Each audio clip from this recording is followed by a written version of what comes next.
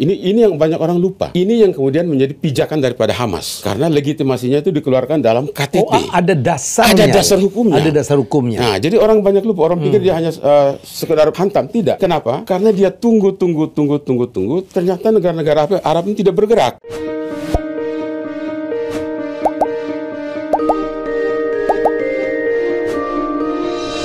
Ya, begitu pecah konflik Hamas dan Israel, saya langsung kepikir, ini orang, ini tokoh, ini ensiklopedia berjalan menurut saya.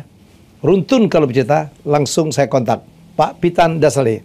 Woi brother, terima kasih sudah hadir. Terima kasih Bung Helmi, ini kesempatan yang bagus untuk bisa ngobrol-ngobrol lagi tentang perang. Jadi cik banget ya. Oh iya betul.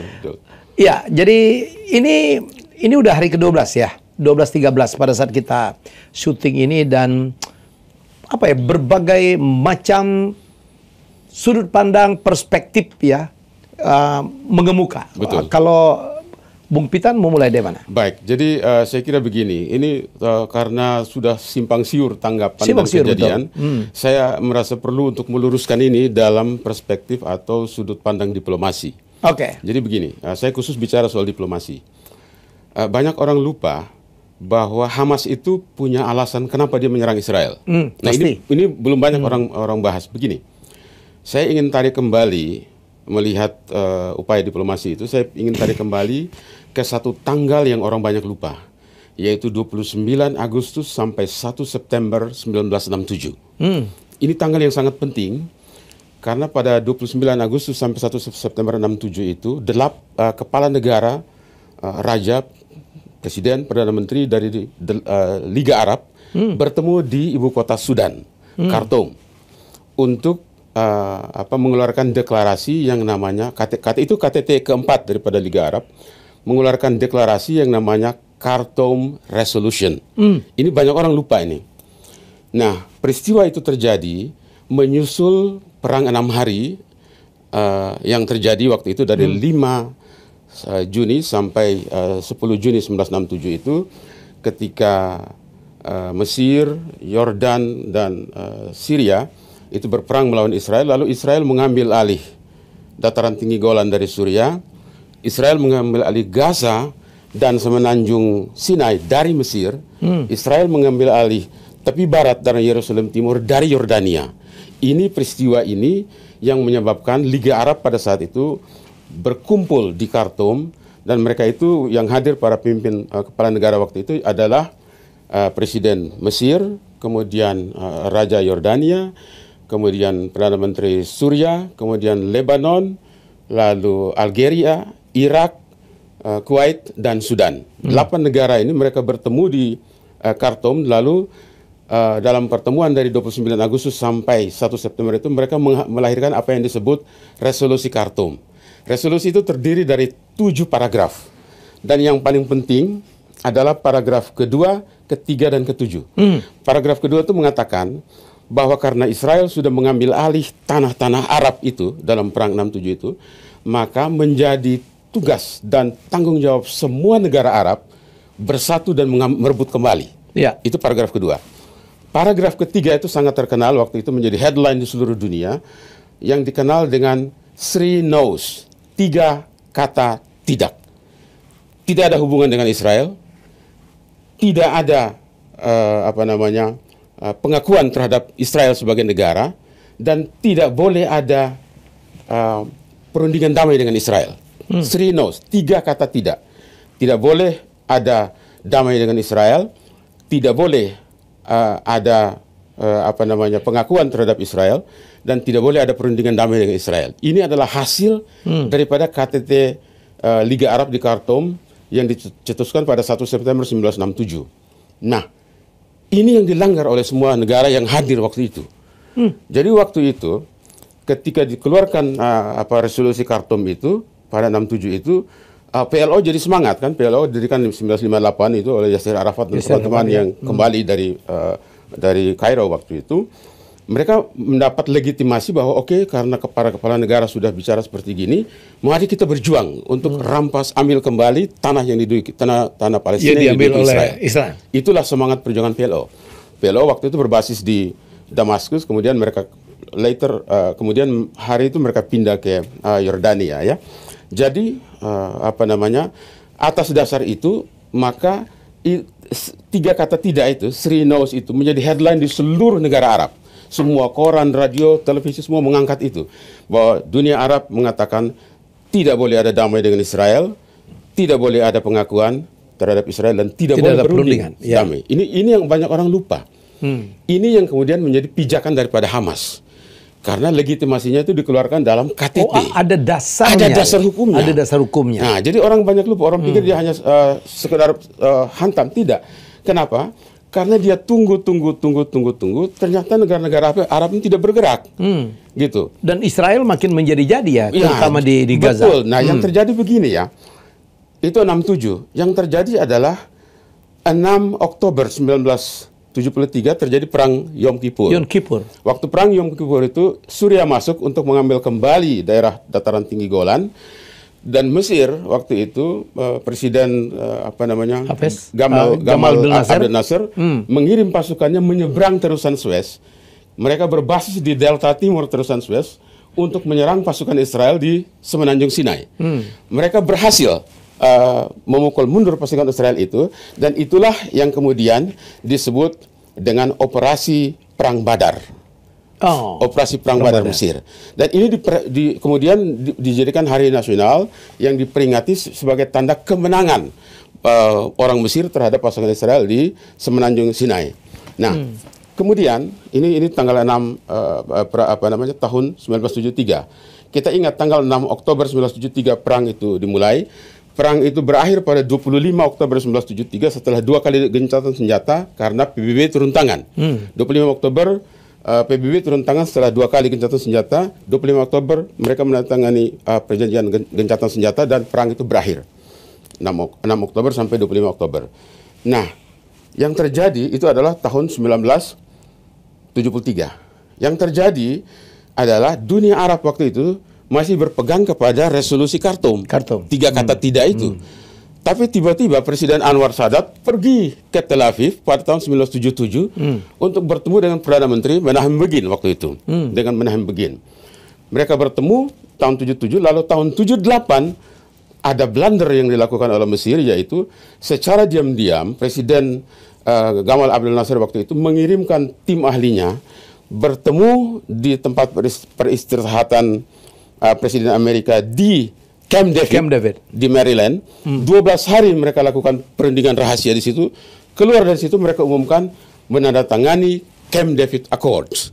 Kemudian Sadat dan Menachem Begin mendapat piala Nobel Perdamaian. Mereka bangga dengan Nobel Perdamaian, tapi dunia Arab marah karena kamu melanggar perjanjian 3 kata tidak itu tadi. Di Khartoum itu dia langgar itu kan. Jadi dunia Arab waktu itu marah gitu. Akibatnya apa? Anwar Sadat merayakan apa yang disebut peringatan hari kemenangan operasi Perang Badar di terusan Suez itu. Pada saat dia lagi inspeksi pasukan itu, dan tanggalnya sama, 6 Oktober 1981, dia ditembak mati oleh pasukan penjaganya yang benci kepada dia karena kenapa berdamai dengan Israel, melanggar Khartoum Resolution itu. Itu yang orang lupa. Nah, jadi tanggal 17 September 1978 itu adalah ditandatangani Camp David Accords itu, Menachem Begin dengan Anwar Sadat di Amerika. Kemudian 26 Maret 1979, 1 tahun setelah itu, Israel dan Mesir menandatangani apa yang disebut perjanjian fakta perdamaian. Perdamaian antara Israel dengan Mesir ditandatangani di Gedung Putih di Washington DC antara Presiden Anwar Sadat dan Perdana Menteri Menachem Begin. Nah, bagi dua negara ini bagus, mereka sudah berdamai, tapi bagi dunia Arab kan tidak begitu. Kamu melanggar itu, perjanjian Khartoum Resolution itu. Nah, padahal Khartoum Resolution itu terdiri dari 7 pasal, saya tadi 7 paragraf. Paragraf kedua itu mengatakan bahwa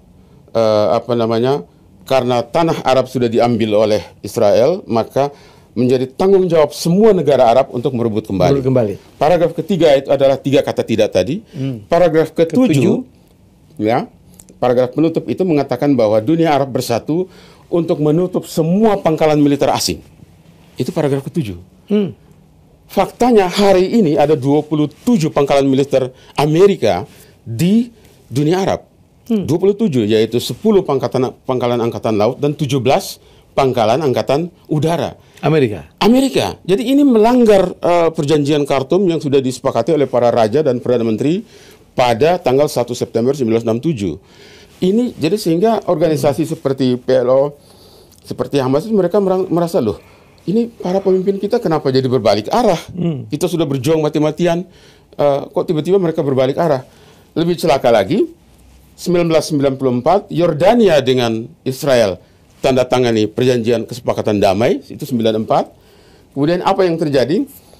2020, ya, 15 September 2020, itu Uni Arab Emirat, Bahrain, dan Israel menandatangani apa yang disebut oleh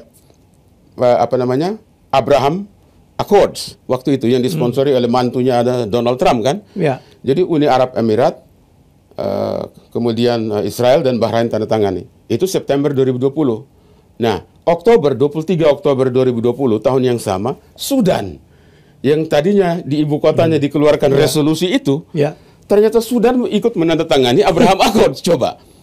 Jadi kan gerakan perlawanan seperti Hamas itu bingung, ini loh, panutan kita yang mana, kan begitu kan? Itu adalah 23 Oktober 2020. Apa yang terjadi kemudian adalah tanggal 6 Januari 2021, ya, 6 Januari 2021, bukan, 23 Oktober 2020 itu Maroko menandatangani itu. Kemudian 6 Januari 2021 itu adalah Sudan menandatangani Abraham Accord 6 Januari. Lalu apa yang terjadi? 6 April tahun yang sama, 2021 itu, Kabinet Presiden Sudan adakan rapat, lalu mencabut undang-undang tahun 1958 yang memboikot Israel. Jadi sebenarnya itu dari 58 itu ada undang-undang di Sudan yang memboikot Israel dalam segala bentuknya. Ini dicabut karena Abraham Accord sudah ditandatangani. Ditandatangani. Nah, jadi perkembangan ini kemudian dilihat lagi. Terus kita mau berkiblat kemana? Dia berharap mudah-mudahan Arab Saudi bisa mendukung kita. Ternyata Arab Saudi kan beda.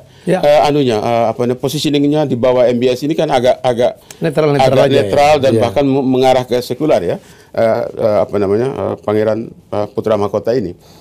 Nah, jadi kalau kita masih ingat itu kan pemberontak Houthi itu kan menyerang depot minyak Aramco di Jeddah kan, tahun lalu itu, atas bantuan persenjataan dari Iran kan. Nah, jadi Arab Saudi ini lagi ketakutan kalau dihajar sama Iran dengan nuklirnya. Nah, dalam rangka itu dia gandeng intelijen Israel untuk memberikan informasi dan data kepada dia, kan begitu.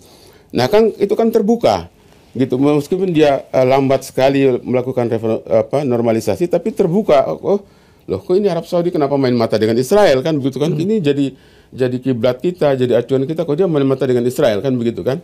Nah, kemudian apa yang terjadi? Setelah Arab Saudi begitu, Abraham Accord seperti begitu, lalu Hamas ini dia kan pikir, saya harus buat apa? Ini kan pemimpin-pemimpin yang kita harapkan untuk mendukung perjuangan kita, kok malah semua berbalik, bergabung, berjabat tangan dengan musuh kita, kan?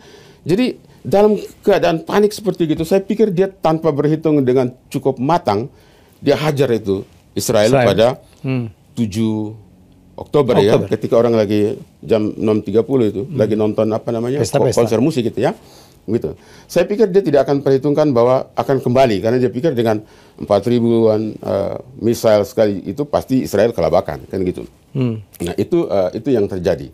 Nah, kemudian setelah itu lalu Israel kemudian membalas. Nah, istilah membalas, lalu situasi jadi kocar-kacir seperti begini, kan? Membalasnya gila-gilaan, ya. Gila-gilaan. Ya. Termasuk yang dibalas itu kan yang kemarin rumah sakit 500 korban. Rumah sakit itu didirikan pada tahun 1882. Jadi sudah umur 141 tahun rumah sakit itu. Tua. Nah, orang lupa rumah sakit itu awalnya didirikan oleh gereja Anglikan Inggris. Oh iya. Ya, jadi itu rumah sakit Kristen itu sampai tahun 1987. Didirikan kemudian dari Anglikan Inggris diserahkan kepada gereja Baptis di Yerusalem. Kemudian 87 itu waktu Hamas berkuasa, itu diambil alih, diubah namanya menjadi Al-Ahli Arab Hospital. Itu di sana. Nah, rumah sakit itu adalah satu dari 22 rumah sakit yang ada di daerah itu. Nah, sekarang situasi yang terjadi sekarang ini adalah apa?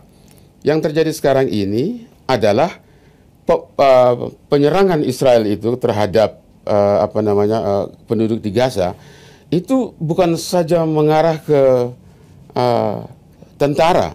Seharusnya kalau perang itu kan tentara lawan tentara. Ya. Tapi kalau ini perangnya masjid dihajar, gereja dihajar, rumah sakit dihajar, sekolah-sekolah Kristen diratakan dengan tanah semua di sana kan. Orang mau sekolah bagaimana? Sekolah Kristen juga dihajar, gereja juga dihajar. Terakhir kemarin itu pengungsi lari untuk bersembunyi di gereja dihajar juga dengan gereja, habis juga gitu. Jadi ini sudah perang membabi buta. Semalam saya lihat itu Menteri Pertahanan Israel lagi inspeksi pasukan di perbatasan Gaza Israel, memberikan semangat. Dan kalimatnya itu mengerikan karena dia bilang begini, sekarang kamu melihat Gaza dari sini, tapi sebentar lagi kamu akan melihat Gaza dari dalam. Artinya dia akan invasi, dia akan masuk karena dia bilang sebentar lagi kamu akan melihat Gaza dari dalam. Nah, dengan perkembangan seperti begini, maka terjadilah krisis kemanusiaan. Yang aneh menurut saya adalah sikap Mesir dan Yordania. Iya, Mesir tidak mau membuka pintu karena pintu bantuan sama pintu pengungsian. Betul. Jadi Presiden Al-Sisi ini,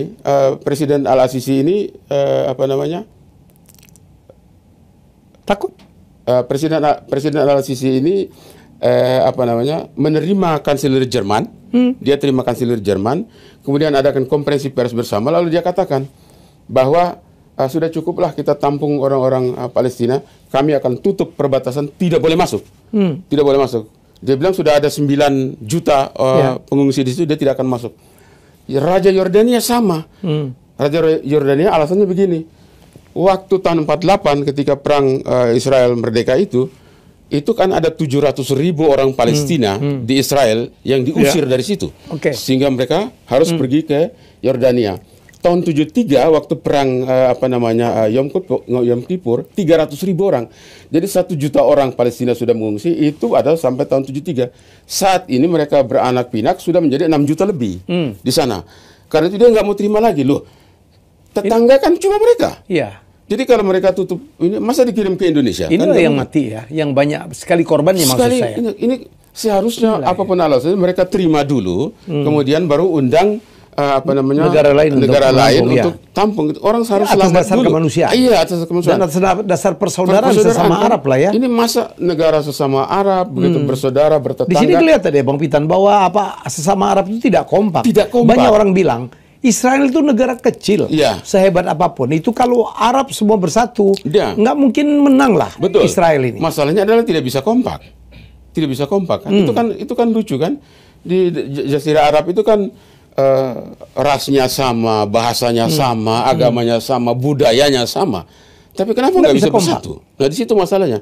Maka saya pikir kita sebagai Indonesia ini kita mesti bersyukur, Wajib Pak. bersyukur. Kita mesti bersyukur begitu banyak pulau, bahasa, suku bangsa sudah begitu dilepas lagi ini otonomi daerah, tapi tetap kompak itu. Karena apa? Karena kita punya mantra yang namanya Pancasila. Itu. Jadi kita mesti bersyukur itu. Kenapa banyak mengatakan Hamas itu adalah teroris? Begini, ini menarik pertanyaan ini. Jadi ketika Raden Mas Ontowiryo berperang melawan Belanda. Itu kan kita bilang bahwa Pangeran Diponegoro itu kan pahlawan. Ya. Tapi Belanda bilang ini ekstremis, teroris. Oh, sudut pandang. Jadi urusan sudut pandang. Dari mana kita Siapa yang mengatakan mereka teroris, Bang? Iya. Karena ada orang Islam juga Bang yang mengatakan mereka teroris. Betul. Jadi begini. Kenapa disebut teroris? Ini menarik ini. Banyak orang sebut Hamas tapi tidak pernah tahu Hamas itu seperti apa. Ya. Hari ini saya ingin buka begini. Jadi Hamas itu sebenarnya didirikan tahun 1987. Kemudian 18 Agustus 1988 mereka mencetuskan apa yang dinamakan Covenant Hamas atau Perjanjian Hamas. Ini merupakan pedoman perilaku semacam konstitusinya. Code-nya kali ya? Iya, semacam code-nya. Dari sini mereka bergerak. Nah, Covenant Hamas itu terdiri dari 36 bab. Dan yang paling penting itu setelah saya pelajari, kita pertama lihat bahwa ada di bab 5, bab 7, 11, 12, dan 13. bab 5 itu mengatakan bahwa ruang lingkup atau skop daripada perjuangan Hamas itu adalah seluruh dunia. Jadi bukan hanya Israel, Israel, hanya di Palestina. bukan hanya di seluruh dunia. Kenapa? Karena mereka ini adalah salah satu sayap daripada Ikhwanul Muslimin. Jadi itu organisasi modern terbesar. Jadi mereka ingin seluruh modern Islam dunia. terbesar. Ya, seluruh dunia. Organisasi Islam terbesar. Jadi seluruh dunia. Ruang lingkupnya seluruh dunia. Itu di bab 5. Bab 7 itu mengatakan Hamas akan terus berjuang sampai dia membunuh orang Yahudi yang terakhir di bumi. Ya. Orang Yahudi yang terakhir di bumi. Karena di mata Hamas, dia bukan hanya berperang melawan satu negara bernama Israel, tapi dia berperang melawan Yahudi. Melawan bangsa. Melawan bangsa. Jadi bab 7 itu mengatakan dia akan berperang sampai orang Yahudi yang terakhir meninggal. Itu bab 7. Bab 11 ini harus kita pahami betul. Bab 11 ini yang sangat penting karena dia bilang begini. Bab 11 itu mengatakan bahwa seluruh tanah Palestina termasuk tepi barat dan Gaza dan juga seluruh Israel adalah tanah wakaf yang tidak boleh dimiliki oleh siapapun, baik itu raja, baik itu kerajaan, baik itu negara yang ada di situ tidak ataupun individu tidak boleh memiliki tanah itu karena tanah itu dikhususkan, disucikan untuk diwariskan kepada generasi yang akan datang. Itu bab 11. Jadi penduduknya boleh memakan hasil tanahnya tapi dilarang memiliki tanahnya. Itu bab 11 dari perjuangan Hamas. Nah, itu yang harus kita ingat. Nah, bab 13, nah ini orang lupa nih. Bab 13 itu dengan jelas dan tegas sekali mengatakan bahwa semua upaya diplomasi konferensi internasional untuk memecahkan masalah ini adalah sia-sia, mubazir, tidak ada gunanya karena dia melawan semangat perjuangan Hamas untuk mengusir Yahudi dari tanah. Jadi sejalan banget dengan Three No's tadi ya. Yes. Dia konsisten dengan Three No's.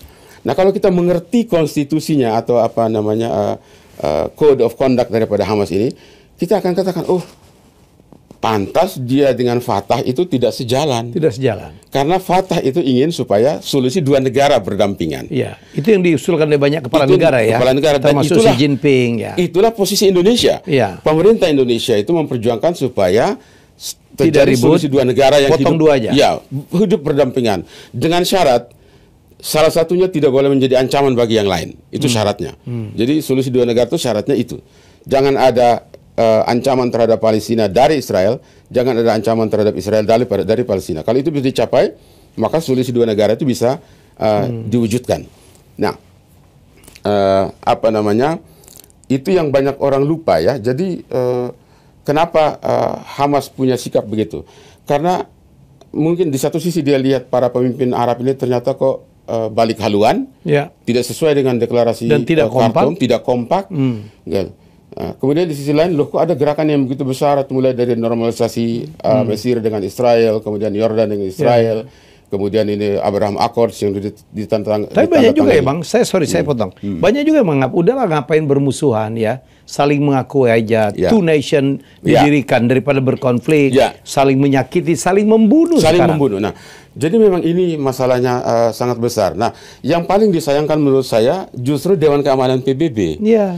Ini bahaya sekali karena Dewan Keamanan PBB konflik demi konflik, perang demi perang, hampir nggak ada. Rusia sudah mengajukan. Nggak ada gripnya. Nggak ada gripnya. Rusia sudah mengajukan draft resolusi untuk gencatan senjata dan humanitarian assistance. Itu ditolak sama Amerika, veto sama Amerika karena kita ingat. Dewan Keamanan itu terdiri dari 15 negara. Jadi untuk menggolkan satu resolusi harus minimal 9 negara setuju. Kalau 9 negara setuju, maka bisa.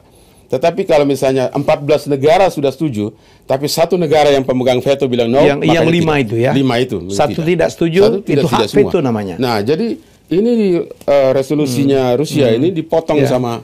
Tapi yang orang kesel ya Bang ya, kita sebagai bangsa Indonesia yang mendukung Palestina. Ya, itu Amerika itu sedemikian double standarnya ya. Sangat. Padahal negara ini lagi negara bangkrut ini. Betul, sangat double standar. Saya kembali sedikit tadi yang Pak Bung Helmi katakan. Jadi setelah resolusinya Rusia itu digagalkan oleh Amerika, Brazil mengajukan resolusinya. Brazil mengajukan resolusi Amerika menggagalkan resolusi Brasil itu alasannya menurut duta besarnya di PBB adalah karena resolusi itu tidak mencantumkan kata Hamas sebagai teroris. Maka Amerika langsung veto. Ini kan memasakkan enggak framing lah ya. Itu framing, betul. Lalu Brasil mengajukan perbaikan resolusinya sendiri dengan harapan karena Rusia gagal, mudah-mudahan Brasil punya diterima. Negara-negara begitu banyak sudah terima, ternyata diblokir juga sama Amerika. Alasannya lain lagi. Alasannya adalah karena tidak mencantumkan bahwa Israel punya hak untuk membela diri. Jadi ada saja alasan yang dibikin, akhirnya resolusi itu mentah. Setelah mentah, apa yang terjadi? Dewan Keamanan sudah nggak bahas itu lagi. Mulai dari tadi malam mereka sudah berubah, ganti topik, mereka ganti agenda, mereka membahas tentang Haiti, tentang Afrika dan segala macam, tentang Somalia, gitu. Jadi ini sudah ditinggalkan. Loh, bagaimana nasibnya? Begitu banyak orang yang menderita sementara pasukan Angkatan Darat Israel akan masuk. PBB di mana? Nah, ini sekarang ini krisis menjadi masalah dunia, sangat memprihatinkan karena dunia tidak punya satu lembaga yang cukup powerful untuk mengatakan, stop perang, gitu, buka jalur itu, kita salurkan bantuan kemanusiaan. Nggak ada lembaga yang punya otoritas untuk membuat itu sekarang karena Dewan Keamanan gagal melakukan itu. Mandul menurut saya. Mandul. Sejak dari krisis Rusia, Ukraina. Betul, selalu. Kenapa? Nah ini yang makanya saya harus katakan, itu Dewan Keamanan itu kan dibentuk berdasarkan kondisi setelah Perang Dunia Kedua waktu itu. Nah, sekarang dengan perkembangan, waktu itu kan pertimbangannya adalah negara yang menang perang, siap pertimbangan militer. Sekarang kan tidak bisa. Kita tidak bisa hanya pertimbangan militer. Kita juga harus melihat kekuatan ekonomi, kemudian kekuatan sumber daya manusia dan masalah kemanusiaan. Masalah kemanusiaan. Jadi sebenarnya G20 itu lebih mencerminkan keterwakilan daripada Dewan Keamanan di mana hak veto itu hanya dipegang oleh 5 negara gitu kan. Itu kan sadis. Makanya saya pikir yang harus diperjuangkan terus oleh Indonesia, Kementerian Luar Negeri adalah mengupayakan, karena sudah dari dulu ini kita bilang ini, rombak itu UN Charter itu harus kita amandemen, harus kita rombak karena sudah tidak sesuai dengan kondisi realitas sekarang. Indonesia begini besar, negara besar gitu. Kita seharusnya, sebenarnya Indonesia itu sudah 4 kali menjadi anggota tidak tetap Dewan Keamanan. Pertama itu pada tahun 1973 pada saat 1973 pada saat perang Yom Kippur itu, yang menjadi duta besar kita di PBB itu adalah Pak Jenderal Yoga Sugomo. Ketika perang 67 Arab Israel meletus, yang menjadi duta besar kita di PBB adalah Pak Ruslan Abdul Ghani. Jadi orang-orang hebat-hebat semua waktu itu yang ditempatkan. Tapi sekali lagi, karena kalau kita perhatikan cara kerja Dewan Keamanan ini dimonopoli oleh 5 negara ini. Amerika? Iya. Amerika, Inggris, Prancis, Rusia dan Cina kan? Rusia dan Cina. Ini harus kita rombak. Nggak bisa. Selama Dewan Keamanan strukturnya masih begitu, dunia akan terus tidak adil. Sampai kapan pun tidak bisa adil. Dan ini menurut Bang Pitan akan terjadi apa ya? Karena nggak jelas ya. Jadi ada, terutama kehadiran Amerika confirm tuh. Saya baru mendengarkan pidatonya Biden bahwa dia akan ngasih all out, mengirim 2.000 tentara, kapal induknya sudah merapat. Induk yang ketiga akan masuk. Bantuan dolarnya pada negara lagi bangkrut. Kalau nggak salah dia minta bantuan untuk Ukraina dan Israel itu sekitar 103 billion dollars. Dan karena menteri keuangannya itu Yellen Yellen itu mengatakan bahwa kondisi keuangan kita itu Amerika itu cukup untuk bisa membiayai 2 perang.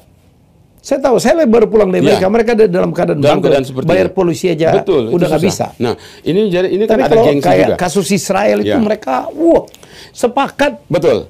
Bisa juga kita melihat dengan cara lain. Kita bisa bilang begini, karena di Ukraina itu pamor Amerika jatuh, setelah segala macam daya upaya ternyata dia nggak bisa kalahkan Rusia. Jadi dialihkan itu ke sana, di mana dia bisa kelihatan jago, kan begitu. Dia alihkan itu ke sana. Makanya Zelensky waktu mau datang ke Israel nggak mau terima. Kita nggak mau terima kamu. Aneh kan? Padahal Perdana Menteri Menteri Luar Negeri bisa ke Ukraina. Tapi Zelensky mau masuk, Israel nggak mau terima. Padahal itu Yahudi juga Zelensky. Yahudi juga. Karena ini Amerika ingin pasang gengsi kan. Kita ternyata tidak kalah. Kamu kira kita kalah di di Ukraina. Ternyata di sini kita hebat. Saya kira dia main gengsi di situ. Iya, ngelawan Palestina, negara kecil. Kecil. Dan ini kan lucu karena biasanya perang itu negara lawan negara. Ini negara lawan ormas. Kan begitu. Iya. Masa perang walaupun korbannya banyak orang sipil. Itu kan negara lawan ormas. Itu kan bagaimana? Gitu. Makanya yang paling terjepit itu justru adalah posisi Presiden Mahmud Abbas. Ketika ketika perang itu meletus, dia katakan, itu Hamas itu tidak mewakili kita loh, karena kita ini Fatah. Nah, Fatah itu kelompok terbesar di dalam aliansi PLO. Yang dulu gitu kan. Yasser Arafat ya.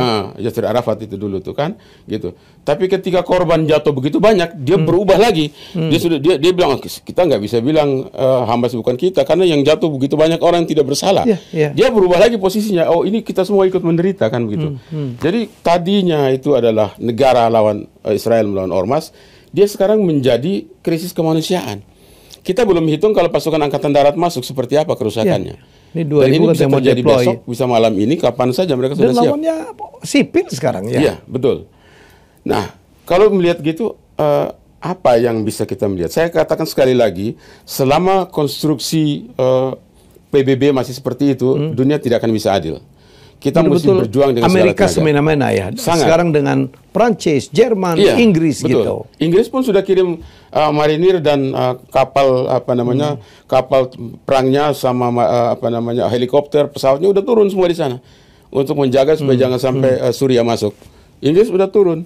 Sementara 2 kapal perang Amerika sudah kapal induk Amerika sudah masuk, kapal induk ketiga sedang dalam perjalanan ke tadi malam saya mendengarkan kabar ada drone serangan ke Israel. Nah, itu dari Yemen. Dari Yemen dan ditembak jatuh oleh kapal perangnya. Jadi ada 3 drone yang menurut analisa Pentagon itu trajektorinya mengarah ke target-target di Israel. Artinya kan udah mulai ya muncul dukungan-dukungan dari negara-negara dari negara-negara lain. Bukan dukungan total. Ya, jadi bisa proksi kan, bisa dia pakai tangan kedua, tangan ketiga seperti gitu. Nah, bagi Amerika karena dia sulit mengalahkan Rusia dalam perang di Ukraina, ini kesempatan bagi dia untuk mengangkat pamornya. Gitu, dia ingin mengangkat pamornya. Makanya secara gagah-gagahan Menteri Keuangannya bilang kita sanggup membiayai perang itu apa bisa. Kan 2 perang sekaligus bagaimana? Begitu. Nah, itu kondisi saat ini. Nah, termasuk 1 lokal staf di Rumah Sakit Indonesia di Gaza kan meninggal juga waktu itu. Dan ada banyak sekali orang Indonesia di sana ya. Di sana banyak sekali. Sekarang saya lihat itu malah mereka membagikan kupon belanja gratis supaya rakyat itu bisa ambil pakai kupon itu untuk pergi di supermarket ambil apa barang. Itu disponsori oleh anak-anak muda yang di sana. Dan yang paling concern dan paling involved itu saya pikir Putin ya, Rusia ya yang membantu. Putin sudah bilang begini, Rusia sudah bantuan sudah jalan, Rusia ini sudah jalan. Sekarang dalam kondisi sekarang menurut saya itu jangan kita melihat dulu jangan mempertahankan gengsi dulu. Ini orang yang mau mati ini kita selamatkan dulu. Air tidak ada, pabrik roti udah dibom. Kamar mayat nggak ada, malah diganti dengan mobil es krim. Betul. Jadi ini situasi itu sudah sangat-sangat memprihatinkan. Jadi parkir dulu gengsi dan kepentingan politik, selamatkan dulu jutaan orang yang sedang kesusahan di sana. Nah, saya analisa. Listrik putus ya, Bang? Ya. Listrik putus kan? Bagaimana rumah sakit bisa beroperasi kalau tidak ada listrik? Bayangkan kalau orang lagi operasi terus listrik mati coba. Ya matilah pasiennya. Nah, begitu banyak itu. Bahkan direktur rumah sakit Arab Hospital itu semalam saya dengar seorang ibu dia katakan sebelum perang pun kondisi kami sudah pas-pasan. Obat-obatan apa segala sudah pas-pasan, apalagi sekarang dia bilang begitu. Siapa yang bisa membantu? Tolonglah pasien kami begini banyak, dia bilang begitu kan. Nah sekarang siapa yang bantu? Ini daerahnya ditutup, tidak boleh masuk. Jadi saya kira pemerintah kita, menurut saya pemerintah Indonesia itu tidak bisa hanya pakai menghimbau, mengutuk, mengecam, itu bahasa lama yang nggak ada pengaruhnya terhadap kondisi orang. Sekarang udah berapa sih korban? Dari sudah sekitar semalam saya dengar tuh 3.300 di sebelah Gaza. Di sana itu sekitar 1.300. Jadi sudah berapa itu? Hampir 5.000. Iya, sudah begitu banyak orang mati. Dan yang lain kan tinggal tunggu waktu. Kalau makanan tidak ada makanan, orang makan apa? Iya, atau yang sakit. Iya, orang yang saya tadi pagi saya lihat itu ada orang Indonesia di Gaza yang tinggal di situ, istrinya orang Gaza, gitu. Dia karena susah cari makanan, toko makanan juga nggak ada. Dia makannya itu adalah ketimun sama tomat. cari ke pasar beli ketimun sama tomat. Masa orang bisa hidup dengan ketimun dengan tomat saja? Gitu. Jadi situasinya sangat memprihatinkan. Ya. Menurut saya pemerintah kita, karena kemarin saya lihat ini Menlu kita Ibu Retno dampingi Presiden ke Beijing, tidak selesai kunjungannya, Presiden suruh dia langsung pergi ke Jeddah mengikuti konferensi Menlu negara-negara kerjasama organisasi kerjasama Islam ya, apa namanya, OKI ya. Oke. Ya, Menlu ke sana, lalu Menlu memberikan 3 persyaratan yang harus 3 langkah yang harus ditempuh. Nah, menurut saya sekarang ini bukan waktunya untuk kita pidato. Sekarang ini waktunya untuk kita action. Gitu. Siapapun yang bisa membantu, atas nama kemanusiaan, pemerintah, entah ormas, entah lembaga. Saya malah setelah dengar penjelasan direktur rumah sakit itu saya langsung pikir Pak Budi Sadikin sama Erick Thohir. Ya, ini Menteri BUMN sama Menteri Kesehatan ini, kerahkan itu BUMN itu, kirim ke sana itu obat-obatan. Tapi kan kalau bantuan di blok kan nggak bisa juga. Itulah persoalannya kan, bukan bantuannya tapi. Betul. Jadi sebenarnya masih ada kesempatan bantuan itu kan bisa masuk lewat selatan, lewat Mesir bisa. Kita punya hubungan baik dengan Mesir kan. Kalau Mesir kasih kan, jadi nah itulah kasih izin. Itulah perlunya diplomasi. Itulah kekuatan diplomasi kita. Gitu. Kita mau nolong saudara-saudara kita yang di sana. Itulah tugas Kementerian Luar Negeri, itu tugas Menlu, itulah tugas para duta besar kita di sana. Bagaimana caranya meyakinkan orang supaya bantuan kita bisa masuk gitu. Jadi jangan hanya pidato-pidato kita mengutuk, kita mengecam itu udah usang, nggak ada pengaruhnya. Gitu. Kita mau ngamuk, marah seperti apa, tapi tidak berdampak kepada mereka yang lagi menderita. Jadi dibutuhkan tindakan nyata. Tindakan nyata, Pak. Tindakan nyata gitu. Bila perlu Bung Helmi Yahya ini membikinkan seminar, webinar atau apa siapa yang mau kirim silakan kirim bantuan ke sana seperti itu kan. Kita bikin seperti itu. Bisa. Jadi bikin itu sebagai sponsor, sebagai bentuk kepedulian, mungkin yang lain akan ikut gitu. Bikin webinar aja, semua rakyat Indonesia dimanapun berada, siapa yang memberikan bantuan silakan kirim ke Bank Syariah Indonesia, nomor rekening sekian gitu. Ada di sana. Saya ada nomor-nomornya orang-orang itu yang lagi sekarang mengelola itu kan. Jadi networking ada networking internasional, bisa itu dikirim. Jadi harus bergerak, bukan kita pidato mengutuk-ngutuk, nggak ada gunanya kita menyesalkan, mengecam apa itu. Apa bedanya ngomong dengan tidak ngomong kan? Oke, Bang Pitan, ini ada dua kepala negara yang memang langsung mengutuk dari awal, itu Xi Jinping dan Vladimir Putin ya. Betul. Jadi Putin ini begini. Nah, Putin itu punya kepentingan secara militer, memang dia yang menguasai wilayah udara Suriah dalam memastikan supaya dataran tinggi Golan itu aman dan Suriah tidak diganggu gugat dari selatan. Jadi dia punya kepentingan di situ. Tapi yang paling menarik menurut saya, di samping dia menyalurkan bantuan, kemarin itu Putin mendesak melalui juru bicaranya Dmitry Peskov di Kremlin, dia mendesak supaya Amerika itu Pentagon dan Kementerian Pertahanan Israel keluarkan foto satelit tentang kejadian rumah sakit itu. Daripada kita bantah-bantahan, coba kasih Putin mau mengaudit. Iya, kasih foto satelit supaya kita bisa lihat sebenarnya kejadian sebenarnya seperti apa.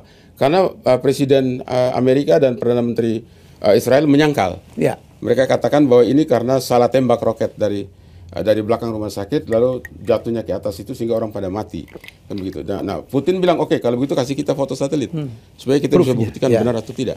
Nah, sampai sekarang saya tunggu Pentagon belum keluarkan, Kementerian Pertahanan Israel juga belum keluarkan. Tapi yang saya mau katakan, dalam situasi perang seperti sekarang itu pasti akan ada klaim-klaim dan counter-klaim. Kita nggak bisa percaya begitu saja.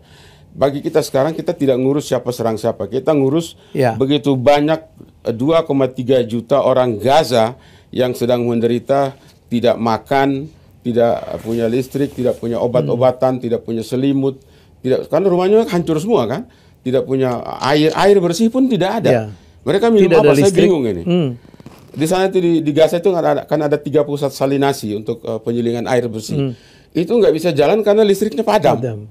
Nah, bagaimana coba? Jadi saya nggak tahu, orang mungkin minum air dari supermarket, air botol aja kan. Tapi kalau sudah habis, bagaimana?